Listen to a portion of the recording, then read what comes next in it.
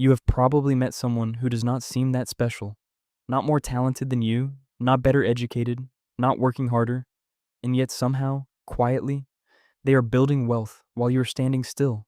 It is not luck. It is not inheritance. It is not a secret investment nobody told you about. It is the way they think, not what they know about money, not which apps they use or which stocks they own. The actual cognitive framework running in the background every time a financial decision appears in front of them. The mental architecture. And it is so different from how most people process money that it might as well be a different language. Here is the uncomfortable truth. Most people were handed a money mindset the same way they were handed a religion or a native language, before they were old enough to question it, before they had any framework for evaluating whether it was useful or accurate or worth keeping. It came from parents, from culture, from every financial struggle they watched the people around them experience. And it calcified into something that feels like personality but is actually just programming. The research on this is striking.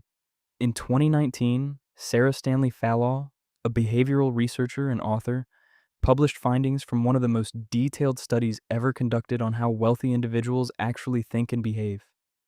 Her core conclusion was not about income. It was about what she called economic productivity. The degree to which someone's beliefs, behaviors, and emotional responses to money were aligned with long-term wealth accumulation rather than short-term comfort. Most people are misaligned, not because they are stupid or lazy, because nobody ever showed them what alignment looks like. Here's the first difference, and it is the one that quietly drives everything else. Most people think about money in terms of what it can buy right now. Wealthy people think about money in terms of what it can become over time. This sounds like a cliche. It is not. It is a fundamental perceptual shift that changes every financial decision at the point of contact. When a typical person receives an unexpected $3,000, the brain immediately begins scanning for uses. A trip, a new phone, a debt to clear, a thing they have been wanting. The money exists as purchasing power.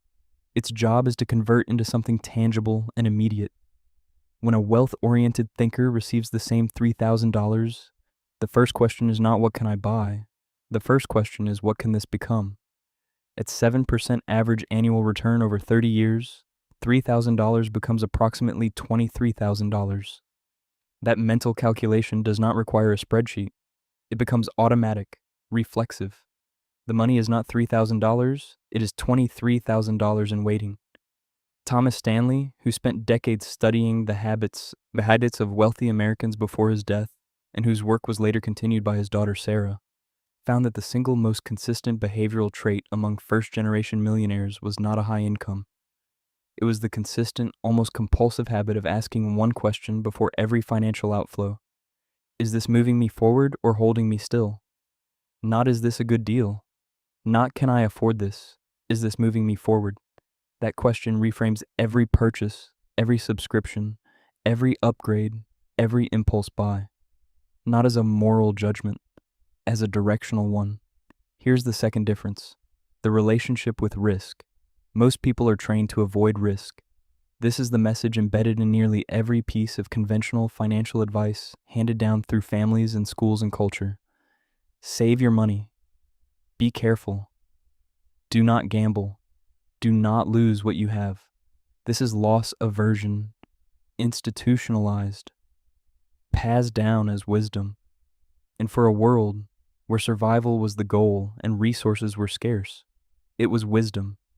But it is catastrophically wrong for a world where inflation quietly erodes the value of money sitting still, where index funds compound over decades, where the biggest financial risks most people actually face are not the risks they take, but the risks they refuse to take. Wealthy thinkers do not chase risk. They categorize it. They distinguish between volatility, which is temporary price movement, and actual risk, which is the permanent loss of capital or purchasing power. They understand that keeping money in a savings account, earning 1% while inflation runs at 3% is not safety. It is a guaranteed slow loss dressed in the costume of security. Morgan Housel, a financial writer and partner at the Collaborative Fund, spent years analyzing the behavioral patterns of long-term wealth builders. His conclusion, published in The Psychology of Money, was that wealth is not primarily about returns, it is about behavior. Specifically, the ability to stay in the market through volatility, because you understand that volatility is not the same thing as loss. Most people exit at exactly the wrong moment, when the market is down, when fear is highest, when selling feels like the rational response. Wealthy thinkers do the opposite, not because they are fearless, because they have categorized the risk correctly. Here's the third difference, and this one is the hardest to hear. Most people think about money reactively. Wealthy people think about it proactively. A reactive money mindset waits for a financial problem to appear and then responds. The car breaks down, you fix it. The bill arrives, you pay it. The emergency happens, you scramble. You are always one step behind your financial life, chasing it, reacting to it, never quite in front of it. A proactive money mindset runs scenarios before they happen. It builds emergency funds not because an emergency is happening, but because one eventually will. It thinks about tax implications before the tax year ends, not after. It considers insurance, estate planning, and investment allocation during the calm, not during the crisis. The difference in outcome over a lifetime is staggering, not because proactive people earn more, because they lose less. Every financial emergency that hits an unprepared person does double damage. The cost of the emergency itself, plus the cost of paying for it with high-interest debt or liquidated investments. A proactive thinker absorbs the same emergency at face value. No debt premium, no compounding damage.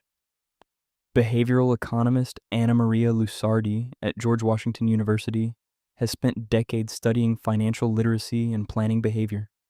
Her research found that individuals who think ahead about retirement, who run even rough mental projections of what they will need, accumulate dramatically more wealth by retirement age than those who do not, regardless of income level. The act of projecting forward changes behavior in the present. The future feels real, and when the future feels real, you treat your present financial decisions differently. Here's the fourth difference, one that almost nobody talks about. Most people have an emotional relationship with money. Wealthy people have a functional one. This does not mean wealthy people do not feel anything about money. It means they have learned to separate the emotional signal from the financial decision. They can hold fear without acting on it. They can hold excitement without letting it override judgment. They can experience the urge to spend without treating that urge as a directive. For most people, money is deeply wired to identity, to self-worth, to status, to belonging. Buying something expensive is not just purchasing a product. It is making a statement about who you are, and that wiring is expensive. It means financial decisions are constantly being hijacked by questions that have nothing to do with finance. Questions like, what will people think? Do I deserve this? Will this make me feel better? Wealthy thinkers have done the painful work of decoupling those questions from financial decisions, not because they do not care about identity or status, because they have realized that the financial system does not care about those things at all. The market does not adjust returns because you feel like you deserve it. Compound interest does not pause while you figure out your self-worth. The rules of money are indifferent to your emotions, and treating them as if they are responsive to how you feel is one of the most expensive habits a person can have. Here's the final difference, and it is the one that makes all the others possible. Most people believe their financial situation is something that happens to them. Wealthy people believe it is something they create. This is not toxic positivity. This is not ignoring systemic barriers or pretending that privilege does not exist. It is a specific cognitive orientation toward agency. The belief that within whatever constraints exist, there are decisions that can be made, habits that can be built, systems that can be designed, trajectories that can be altered. Carol Dweck, the Stanford psychologist who spent decades studying mindset, identified what she called the growth mindset versus the fixed mindset. Applied to finance, a fixed money mindset says I am just not good with money. I never have been. It is not how I am built. A growth money mindset says I do not yet have the skills and systems I need. Let me build them. The difference in outcome is not theoretical.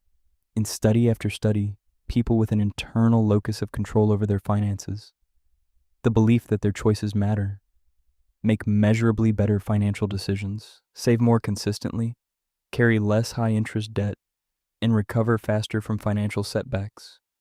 You do not need to earn more to think differently about money. The shift costs nothing,